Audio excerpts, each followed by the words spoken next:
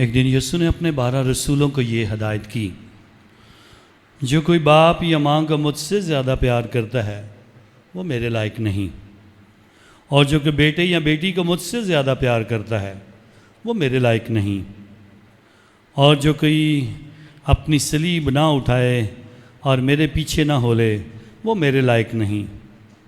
जो कोई अपनी जान बचाता है वो उसे खोएगा, लेकिन जो मेरी खातिर अपनी जान खोता है वो उसे बचाएगा। जो तुम्हें कबूल करता है वो मुझे कबूल करता है, और जो मुझे कबूल नहीं करता वो उसे कबूल नहीं करता जिसने मुझे भेजा है।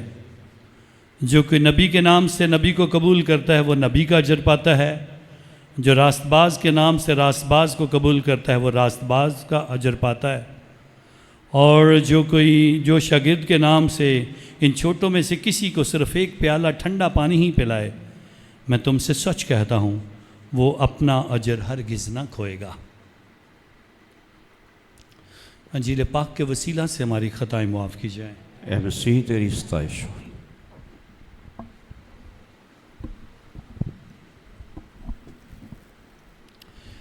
लतूरी तौर पर आम इतवारों में से हम आज 13वें इतवार की इबादत में शरीक हैं, और खुदा के नाम को जलाल देते हुए आज इस कलाम की तरफ तवज्जो करते हैं, जिसमें यीशु की बातें कुछ तल्ख नज़र आती हैं, सुनने में थोड़ी सी मायूब लगती हैं, और आज के कलाम की बातें हमें सुननी हैं और गौर भी करना है और सीखना भी है।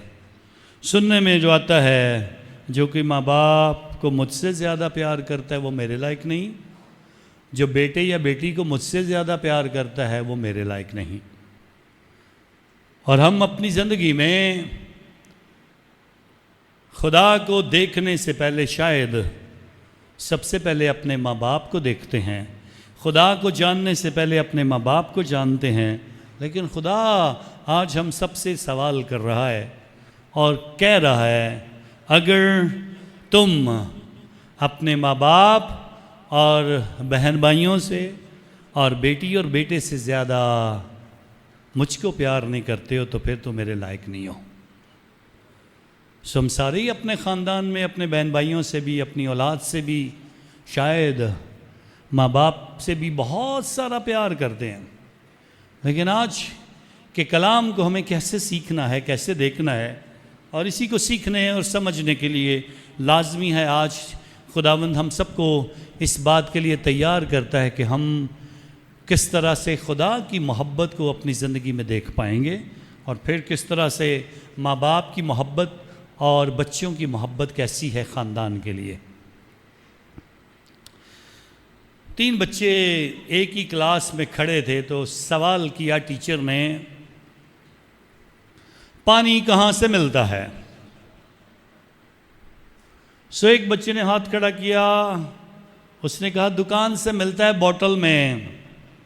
दूसरे ने कहा टूटी से मिलता है। तीसरे ने कहा ज़मीन से मिलता है। कौन ठीक था? हाँ, तो क्या दूसरे ठीक नहीं थे? सो ऐसे ही खुदा की मोहब्बत और ख़ानदान की मोहब्बत, औलाद की मोहब्बत, माँ बाप की मोहब्बत को बयान करने के लिए हमें इस बात को सीखना होगा। एक बच्चे का जवाब जिसने कहा ज़मीन से पानी मिलता है वो ठीक है, बाकी सारे पानी के ज़हीरे हैं, बोतल भी ज़हीरा है, किसी ने जमा किया, मिल गया, बेच दिया, पहुंच गया। टूटी में किसी ने पानी टैंकी में जमा किया, टूटी खोली और मिल गया। ख़ानदानी ज़िंदगी में भी माँ बाप, बहन भाइयों की मोहब्बत जो हमारे पास खुदावंद ने हमें दी है, लेकिन खुदा बताना चाहता है मोहब्बत का सरचश्मा मैं हूँ, क्योंकि खुदा मोहब्बत है। मोहब्बत तुम्हें अगर माँ बाप से करनी है, मोहब्बत तुम्हें बेटों और बेटियों को करनी है, मोहब्बत औलाद से करनी है, मोहब्बत बहन भाइयों से करनी है, मोहब्बत अगर मियाँ बीवी ने करनी है, मोहब्बत अपने रिश्तेदारों से करनी है, तो हमें इस बात की तरफ तवज्जो करनी है। खुदा मोहब्बत है, और अगर खुदा की मोहब्बत को तुम नहीं समझते हो तो फिर खुदा ने बताया है, खुदा ने सिखाया है कि इस मोहब्बत को कैसे समझना है। और उसने बताया है, यूहन्ना की इंजील 3 बाब 16वीं आयत, सबको आता है, पढ़ेंगे मेरे साथ? किस किस को आता है सही बताएं? मुझे पता सबको आता है, ये आयत आती है। यूहन्ना की इंजील 3 बाब 16वीं आयत, सारे मिलकर पढ़ते हैं। और खुदा ने दुनिया से, ऊंची आवाज से, कि उसने, ताकि जो कोई, किसने मोहब्बत रखी थी? खुदा ने मोहब्बत रखी थी।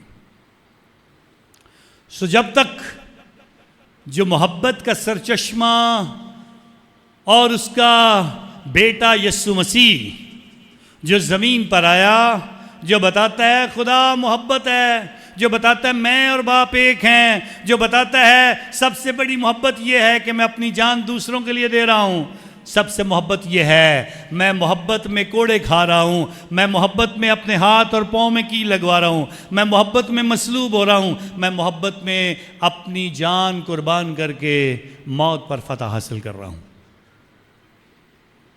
क्या हम मोहब्बत में करते हैं? मोहब्बत किसी को पा लेना नहीं है। मोहब्बत कुर्बानी का नाम है, दे देने का नाम है।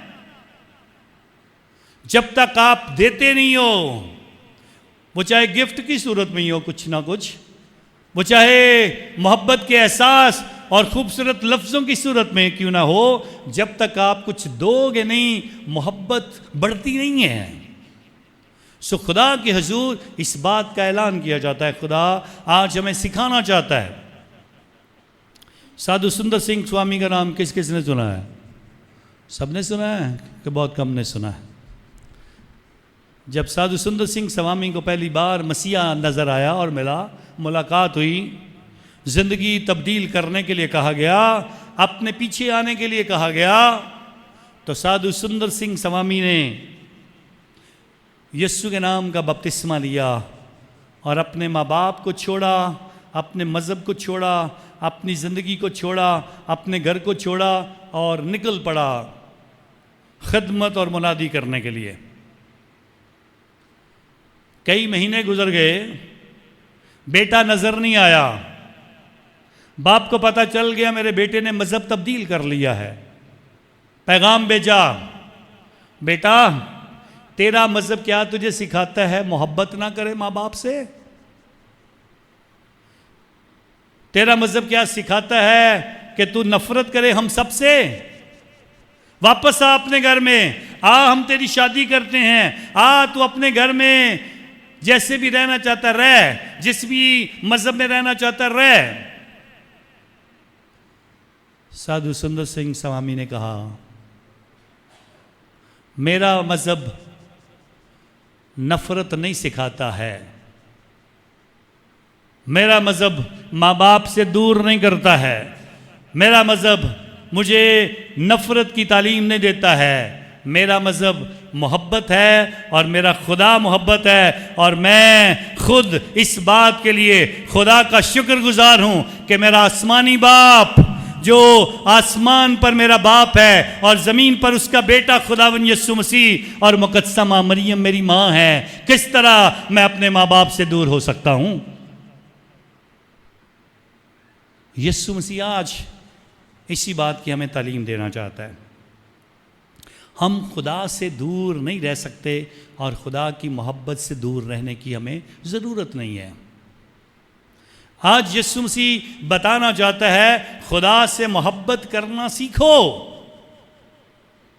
पहले 12 रसूल, पहले मसीहत के 50 साल, कभी गौर करने की कोशिश करना, इन 50 पहले सालों के अंदर यीशु मसीह के आसमान पर जाने के बाद तारीख के 50 साल गुजरे हैं और 50 साल गुजरने तक क्या कुछ हुआ है, कितनी कामयाबियां रसूलों ने समेटी हैं और 5 लाख से ज़्यादा मसीह ईमानदार यीशु के नाम का बपतिस्मा ले चुके।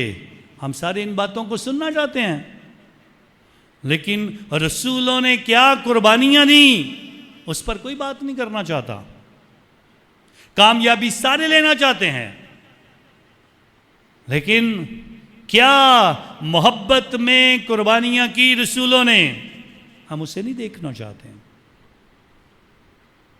थोड़ा सा याद करते हैं, ज़्यादा नहीं, तफसील से नहीं जाते। पतरस कैसे मरा? सलीब पर मसलूब कर दिया गया, उल्टी सलीब दी गई। उसके भाई इंद्रियास को सलीब दी गई। कैसे? ऐसे सलीब दी गई, टांगे भी खुली और हाथ भी खुले हुए सलीब दी गई। यकूब को हैकल के किंगरे से नीचे फेंक दिया गया और फिर उसे मार मार कर, पत्थर मार कर मारा गया। तदाई जिसे तीर मार मार कर उसे शहीद किया गया। यूहन्ना पितमस के जजीरे में जलावतन किया गया और जलावतनी में वहां पर मर गया। खुदा के हजूर थॉमस, जिसे तोमा कहते हो आप, तोमा रसूल, उसके इस साइड से नेज़ा गाड़ा गया और इस साइड से निकाल दिया गया। खुदा के हजूर शमौन को जिंदा आग में जला दिया गया।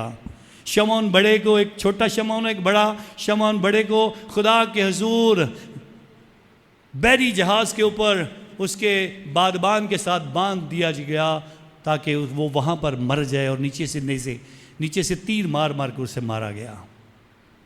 हम अनाम तो लेना चाहते हैं, कामयाबियाँ देखना चाहते हैं, लेकिन यस्सु के लिए मरना नहीं चाहते हैं। आज हम वो करना चाहते हैं जो दुनिया कहती है। दुनिया कहती है अपने आप को बचाओ, दुनिया कहती है अपनी सलामती की बात करो, दुनिया कहती है आप महफूज रहो, आप अपने खानदान को देखो। लेकिन यीशु मसीह बताना चाहता है खानदान को देखने की बात नहीं है। अगर कोई अपनी जान बचाने की कोशिश करेगा वो खो देगा। किस तरह से हम खुदा के साथ चलते हैं, किस तरह से हमारी जिंदगी होगी, किस तरह हम इस बात को समझ पाएंगे। और आज खुदावंद के हुजूर इस बात का जिक्र किया जाता है खुदा के कलाम के अंदर।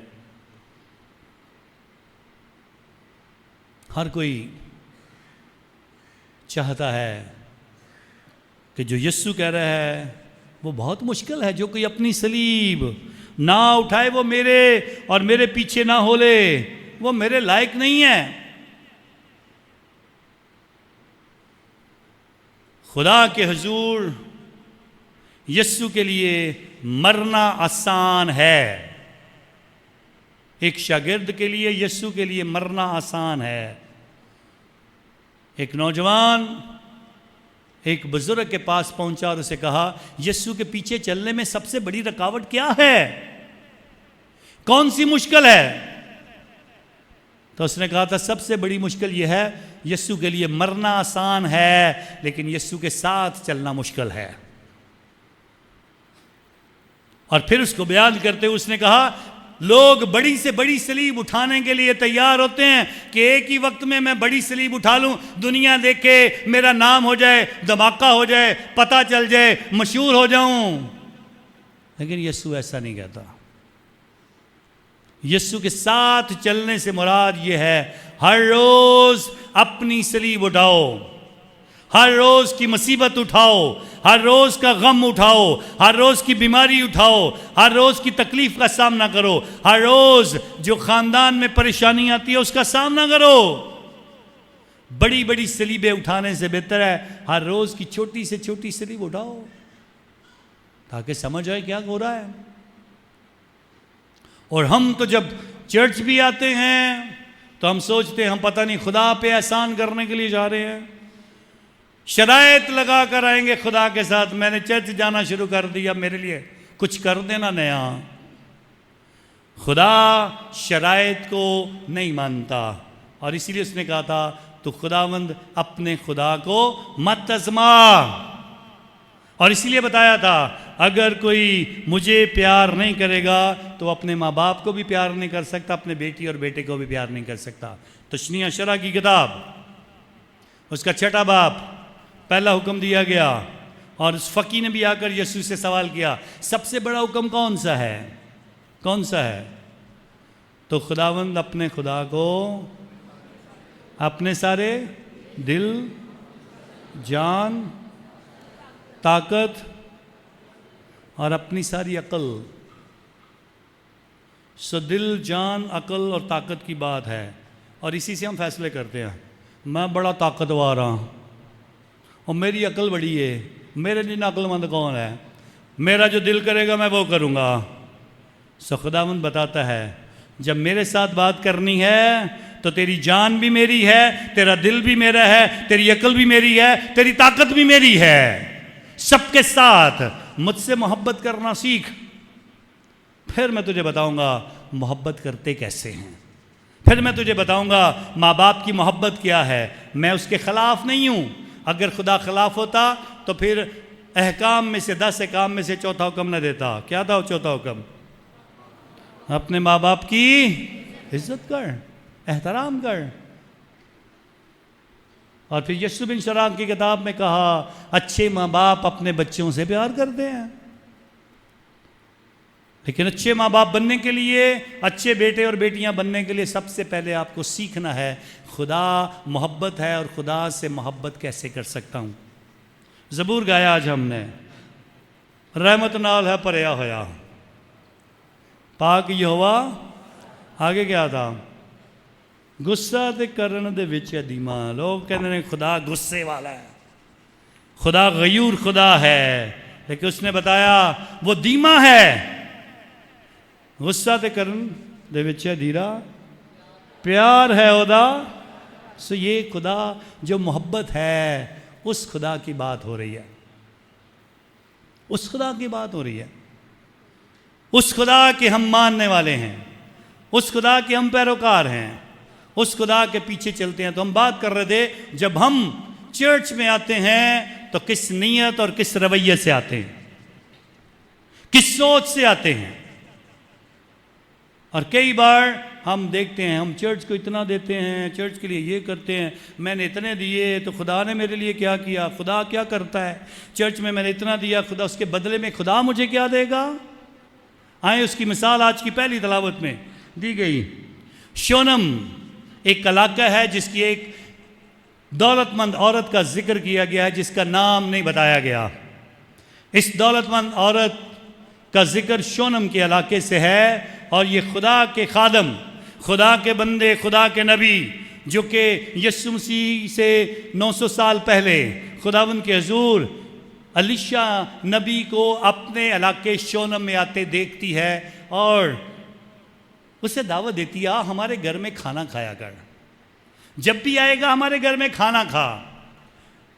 सो अलीशा नबी खाना खाने के लिए आया है। एक बार, 2 बार चला गया। इस औरत ने अपने जहन में सोचना शुरू किया, मसीह मोहब्बत का एहसास अपने अंदर रखा। खुदा की मोहब्बत से ये औरत भरपूर थी और इसने अपने खामन को जाके कहा है, ये खुदा का नबी लगता है, महसूस होता है ये खुदा का बंदा है, क्यों ना हम इसके लिए एक घर बना दें, यहाँ पे एक कमरा बना दें, जब भी ये आया करे वापस जाने की बजाय उस कमरे में आराम किया करे। उसके लिए कमरा तैयार किया, बेड तैयार किया, टेबल और कुर्सी लगाई, लैंप का इस्तेमाल रखा गया और खाने का दस्तरखान भी उसे दिया गया। इस औरत ने बग़ैर किसी लालच के, बग़ैर किसी मफाद के, बग़ैर किसी सोच के खुदा के खादम की खिदमत की। अलीशा नबी उससे सवाल करता है, बता तेरी ज़रूरत क्या है। वो कहती है मेरी कोई ज़रूरत नहीं है, बता तू क्या चाहती है मैं तेरे लिए करूं। उसने कहा कुछ करने की ज़रूरत नहीं है, मुझे कुछ नहीं चाहिए, मैं सिर्फ तेरी खिदमत करना चाहता हूं।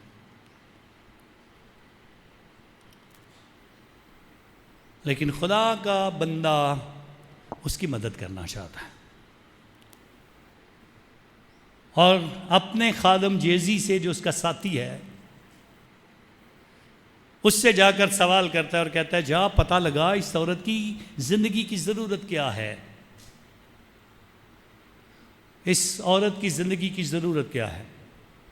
तो वो औरत वो आके जवाब देता है और कहता है उसकी औलाद नहीं है। क्या नहीं है? औलाद नहीं है। सबसे पहले दो मिसालें, एक पुराने अहदनामे से एक नए अहदनामे से। जब हम खुदा को देते हैं बग़ैर किसी लालच के, बग़ैर किसी गर्ज के, उसका जवाब कैसे मिलता है? तो आए, इलियास नबी मलूक की किताब में भेजा गया सारफत के एक शहर में, और उस बेवा का भी नाम नहीं बताया गया। इधर शोनम की ये औरत, उधर सारफत की बेवा। सारफत भी इलाका है, शोनम भी इलाका है। इन खवातीन के नाम नहीं बताए गए। सारफत की बेवा के पास इलियास नबी को भेजा गया, जा उस औरत के पास जो बेवा है। वो लकड़ियाँ चुनने के लिए बाहर आती है और इलियास उसे कहता है जा मेरे लिए रोटी पका के ला। वो कहती है मेरे मटके में थोड़ा सा आटा है और कुप्पी में थोड़ा सा तेल है, इतना कि मैं लकड़ियाँ चुनने के लिए आई हूँ। आज मैं अपने बेटे के लिए और अपने लिए बनाऊंगी और कल हम मर जाएंगे, क्योंकि बाहर कहत है, बाहर खाने के लिए कुछ नहीं है। लेकिन इलियास नबी क्या कहता है? जा मेरे लिए पका के ला, पराठा पका के ला मेरे लिए। और वो औरत दूसरी बार सवाल नहीं करती, बताती नहीं, बल्कि जाकर पका कर लाती है। तो बरकत क्या मिली थी?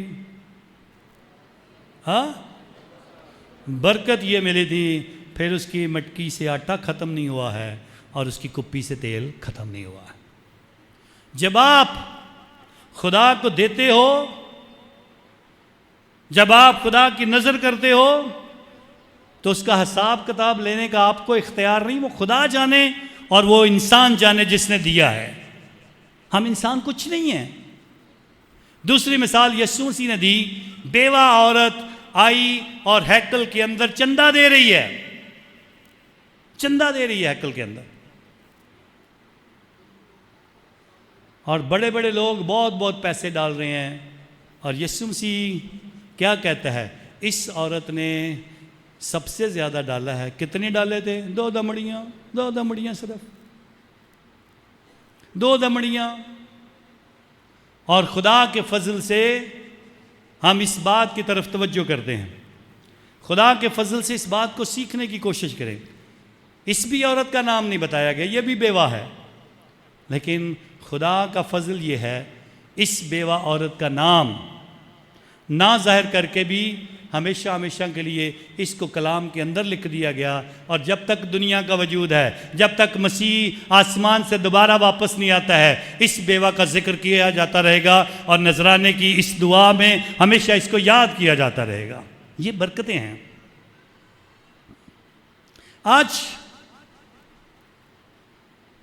जेजी पैगाम लेकर आया है अलीशा नबी के पास और उसको बताना चाहता है क्या हुआ है। पैगाम लेकर आया है, इस औरत का बच्चा नहीं है, कोई भी औलाद नहीं है। इसकी भी 2 मिसालें देता हूँ, तीसरी मेरी अपनी गवाही है, लेकिन 2 मिसालें देता हूँ। कलाम के अंदर इब्राहीम की औलाद नहीं थी, सारा और इब्राहीम बे औलाद थे। और खुदा ने इब्राहिम से वादा किया था, मैं तेरी नस्ल को आसमान के सितारों और रेत के ज़रों की मानत बनाऊंगा, और औलाद हो नहीं रही थी। फिर एक दिन खैमे में बैठा हुआ है और दूर से 3 फरिश्तों को अपने घर में आते देख रहा होता है, और भाग के उनको मिलने के लिए जाता है और उनको दावत देते, आओ मेरे साथ खाना खाओ।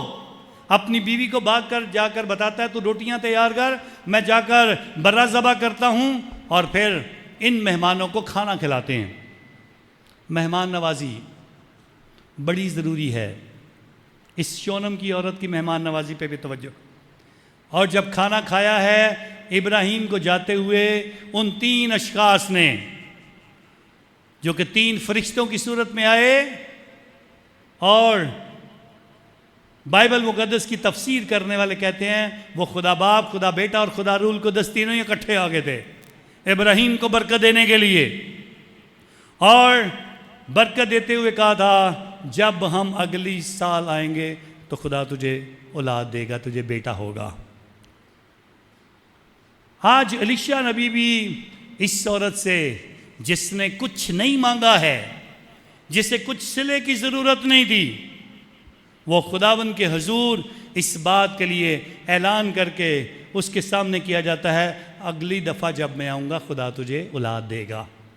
ये बरकतें हैं जो खुदा ईमानदारों को देना चाहता है, जो बग़ैर सोचे समझे और बग़ैर इस नीयत के साथ कि मैं खुदा के साथ शर्तें लगा कर आऊँ और कहूँ मैंने इतना दिया है तो मेरा नाम नहीं हुआ।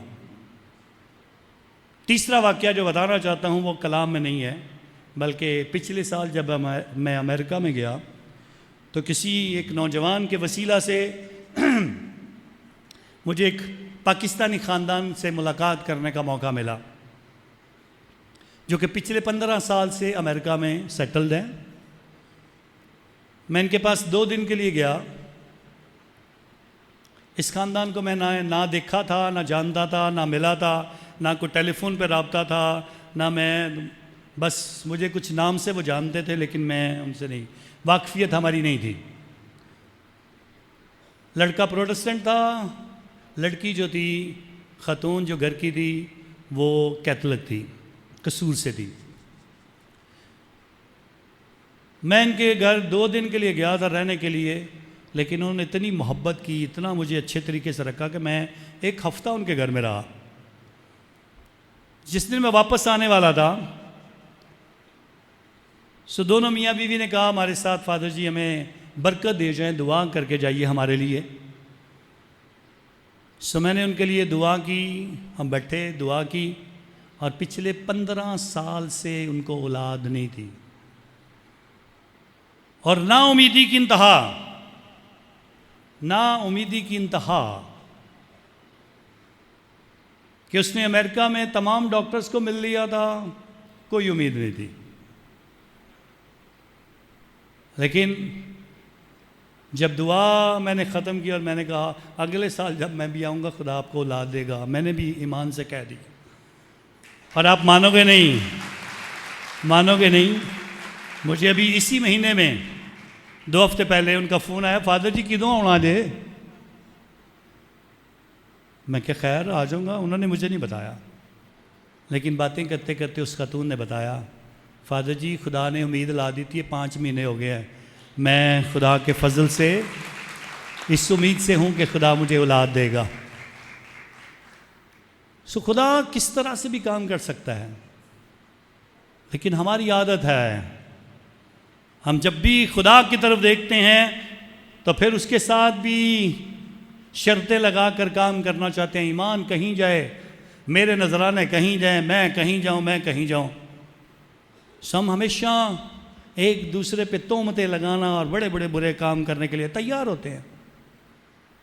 आज इस शोनम की औरत ने बताया है, मैं नियत से, ईमान से, बग़ैर किसी गरज से, बग़ैर किसी शर्त से खुदा के खादम की खिदमत करती हूँ और इसका बदला मुझे क्या दे रहा है खुदा, कि मुझे खुदा के बंदे ने कहा है तुझे औलाद मिलेगी।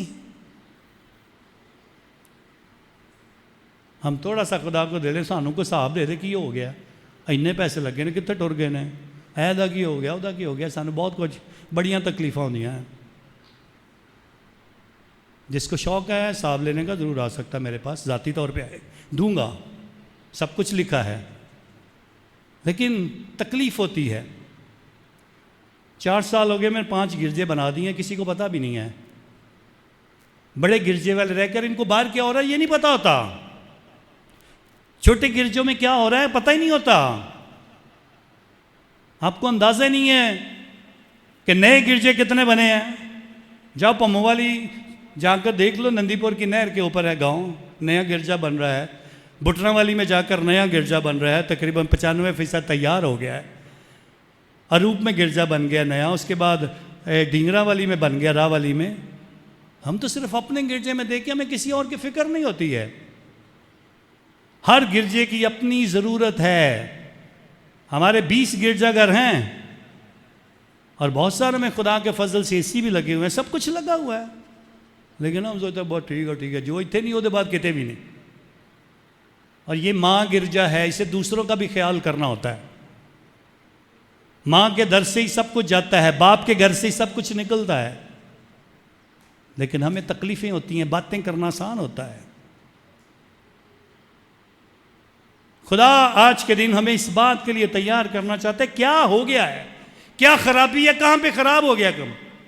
सो एक मोनेस्ट्री को समझते हैं क्या है, जहां ब्रदर्स रहते हैं, पुराने मंक रहते थे, उसको मोनेस्ट्री कहते थे।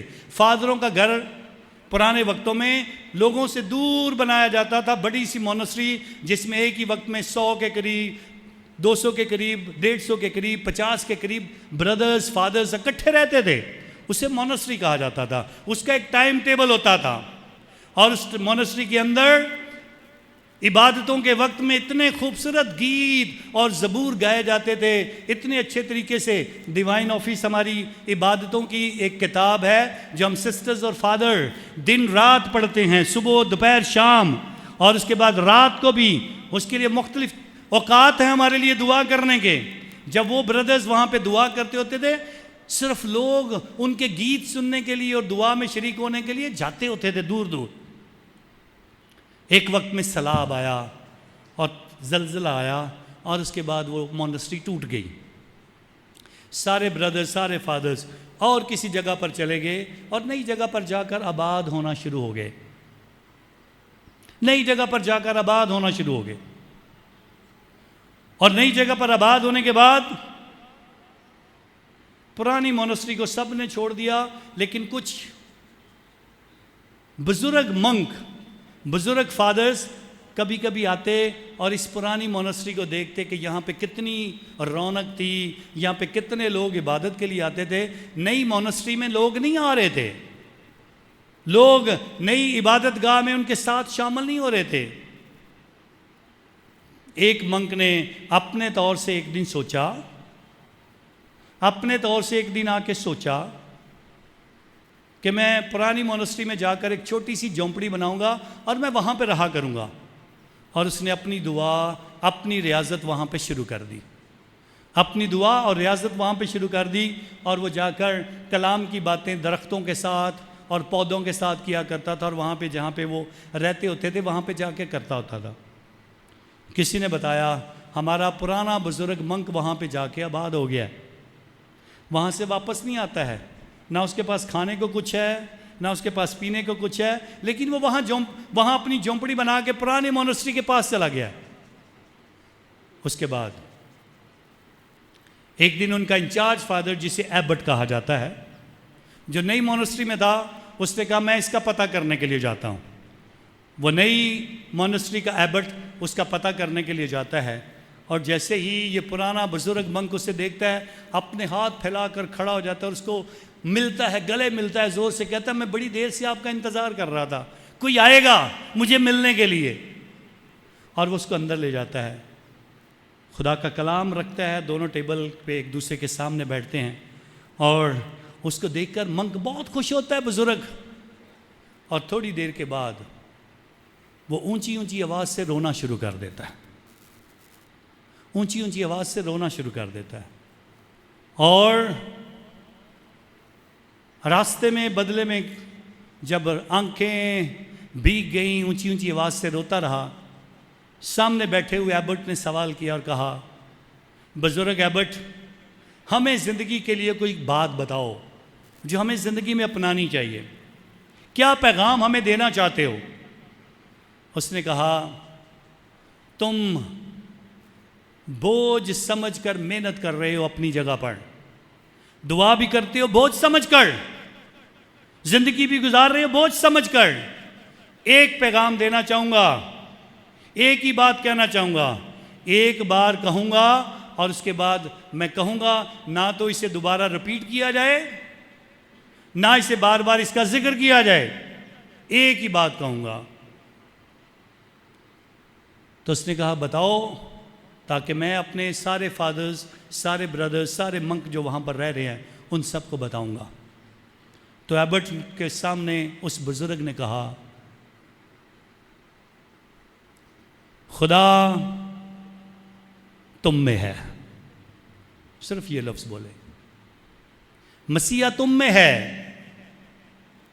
अब इन लफ्ज़ों को एक बार ब्रदर्स के साथ जाहिर करना इसके बाद कहने की ज़रूरत नहीं, वो सबको इकट्ठा करता है, बताता मैं उस बुज़ुर्ग मंक से मिल के आया हूँ, वापस आया हूँ, उसने पैगाम दिया है और बताया है, सिखाया है। एक ही बार पैगाम दिया और कहा इसको बार बार रिपीट नहीं करना, बार बार एक दूसरे को नहीं कहना।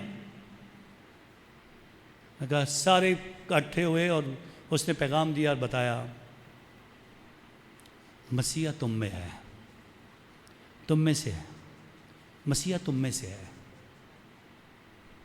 सारे एक दूसरे की तरफ देख कर गए, इस काले में मसीहा, ये गुस्सा करने वाले में मसीहा, ये जो बड़ी बड़ी बातें करता उसमें मसीहा है, ये जो अपने आप में बड़ा हमेशा दूसरों को बातें सुनाने वाला इसमें मसीहा है। तो सब आपस में लड़ना शुरू हो गए, उसमें मसीहा, उसमें मसीहा, उसमें मसीहा, उसमें। उसने कहा था दोबारा रिपीट नहीं करना। मीटिंग ख़त्म हुई, सारे अपने अपने कमरों में चले गए। अगले दिन सारे उठे एक नई सोच के साथ। मैंने कहा मैं उसको कह रहा था वो ऐसा है, उसको कह रहा था उसको ऐसा है, वो कह रहा था वो ऐसा है, वो ऐसा है, कहीं मैं ही ना मसीहा हूं। तो सबने जब ये सोचना शुरू कर दिया मसीह हो सकता मैं ही हूं, सो मुझे मसीहा की तरह बनना है। सो सबने ये सोच अपने अंदर डाल ली, हम सबको मसीहा की तरह बनना है। जब आप सारे मसीहा की तरह बन जाओगे फिर तुम में नफरत नहीं रहेगी, हसद नहीं रहेगी, बुराई नहीं रहेगी, झगड़ा नहीं रहेगा, कोई और तलखी नहीं होगी, बल्कि तुम खुदा बन जाओगे, मसीहा बन जाओगे। और यही बनने के लिए हमें बुलाया जाता है, इसी के लिए दावत दी जाती है हमें। और आज की दूसरी तलावत में बताया गया बपतिस्मा के साथ हम मसीह में एक हो जाते हैं, और जिस तरह मसीह दफन हुआ तुम भी बपतिस्मा में दफन होते हो, और जो मसीह के साथ दफन होता है वो मसीह में जिंदा भी होता है। और अगर मसीह नहीं बनोगे तो फिर नफरत फैलेगी, फिर हसद फैलेगा, फिर बुराइयां फैलेंगी, फिर लड़ाइयां बढ़ेंगी, फिर झगड़े होंगे, फिर मसीहत की गवाही नहीं होगी, मसीहत की तजलील होगी, फिर हमें खुदा किसी में नज़र नहीं आएगा। और यही खुदा चाहता है, एक दूसरे में खुदा को देखने की कोशिश करो, एक दूसरे में खुदा को देखने की कोशिश करो। स्वयं ईमान के साथ इस बात पर तवज्जो करें, आज खुदा हमसे क्या चाहता है। खुदा का शुक्रिया अदा करते हैं जो वो कहता है, आज बताता है, जो कि नबी के नाम से नबी को कबूल करता है वह नबी का अजर पाता है। जो रास्तबाज के नाम से रास्तबाज को कबूल करता है वह रास्तबाज का अजर पाता है। जो शागिर्द के नाम से शागिर्द को कबूल करता है, और उसके बाद बताया शागिर्द का काम है अगर कोई छोटा तुमसे पानी का एक गिलास भी मांगे तो उसे दो, उसका अजर भी मिलेगा। बड़ियां बड़ियां रकमां ते बड़े बड़े पैसों का अजर जरूर खुदा देंदा है, लेकिन केड़ी नीयत ना दिते ने, केड़े ईमान ना दिते ने खुदा नू। लेकिन खुदा ने बताया है छोटा सा अमल, पानी का एक प्याला किसी को ये जान कर के ये मसीह का दे दो, उसका अजर भी मिलेगा। आए ईमान के साथ अच्छे मसीह बने, एक मसीह ईमानदार होते हुए, बपतिस्मा याफ्ता होते हुए हमें दूसरों की ज़रूरतों का ख्याल रखना चाहिए, गरीबों का, यतीमों का, बेवाओं का, बेसहारों का, लावारसों का, और जो दुनिया में जिनके पास कुछ नहीं है उनकी मदद हम नहीं करनी है, किसी और ने नहीं करनी है। और खुदा का शुक्र करना चाहिए, खुदा हमें इस काबिल बनाता है कि हम किसी की मदद कर सकें। और खुदा का शुक्र करता हूँ आप सबके लिए, खुदा ने आप सबको घर दिया है, औलाद दी है, आपके पास कारोबार है, हर रोज़ हम खा के सोते हैं, इससे बड़ी और बरकतें क्या चाहिए हैं। और यही खुदा की शुक्रगुजारी करने की ज़रूरत है। खुदा आप सबको बरकत दे ताकि आप अच्छे मसीह बने, मसीह यस्सु के नाम से, आमीन।